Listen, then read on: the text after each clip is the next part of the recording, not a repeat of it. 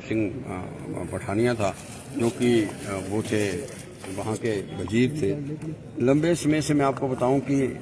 जो उनके साथ जितने भी संघर्ष, उससे वो पहले हिमाचली थे, क्योंकि उस वक्त हम पंजाब में थे, जिन्होंने 1845 और 47 और 50 के बीच में जो ईस्ट इंडिया कंपनी थी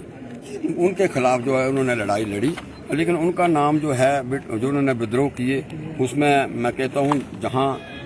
गुरिल्ला युद्ध किया और गांव किले के पे कब्जा किया तथा उस वक्त तो ब्रिटिश सरकार ने जो कर लगा के गांव पे रखे थे उनको उन्होंने छुड़ाया था। सिखों के साथ उन्होंने गठबंधन करके जो है ब्रिटिश को भगाने की उन्होंने कोशिश की। 3 युद्ध उन्होंने लड़े। भमौर का युद्ध, जिसमें राम सिंह की सेनापतियों ने ब्रिटिश गढ़ के हमला किया और कई सैनिकों को मार डाला उस वक्त 1845-1850 में। और वहां के उस भमौर के युद्ध से उन्होंने जो हमारे लोकल लोगों के ऊपर ब्रिटिश सरकार ने कर लगा के उनसे मुक्त हुआ था। चंबा का युद्ध लड़ा, चंबा के किले को उन्होंने घेर लिया और वहाँ पहली बार इस धरती पे हुआ कि ब्रिटिश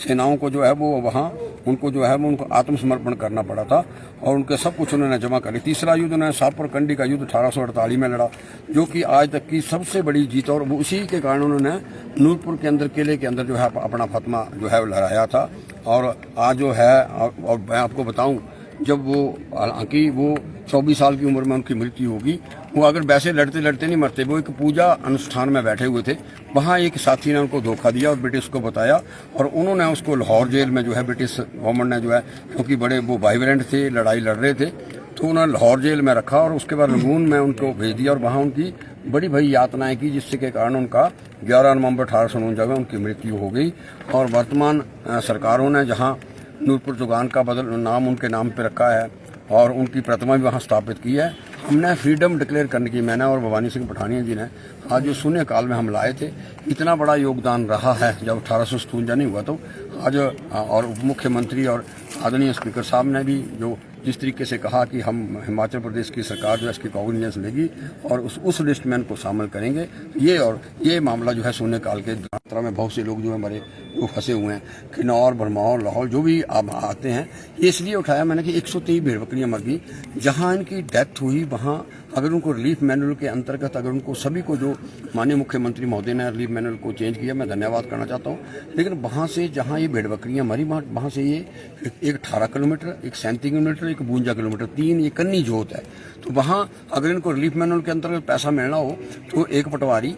या जो पंचायत का सेक्रेटरी, पहले तो वो था, वो अमेंडमेंट लेके आए हैं कि वो सेक्रेटरी सर्टिफिकेट दे दे, पंचायत का प्रधान सर्टिफिकेट दे दे, तो हम उसके अंतर्गत जो है नई चीजें लेके आए, उनको जो है रिलीफ मैनुअल के अंदर जो है वो पैसे जो है वो दे दिए जाएंगे। इसके साथ साथ मैंने ये मुद्दा उठाया कि जब भेड़ पालक जब चलते हैं तो इनकी जो है इंजेक्शन होते हैं, तो उस वक्त इनके जगह जगह पे, क्योंकि हर जगह एनिमल हस्बेंड्री डिपार्टमेंट है, इनकी रजिस्ट्रेशन होनी चाहिए, न केवल भेड़ बकरियों की, जो लोग साथ चलते हैं, क्योंकि कई बार अचानक कहीं कुछ बात हो जाती है तो पता लगता कौन आदमी साथ था। तो जो जगह जगह पे, न केवल सब जगह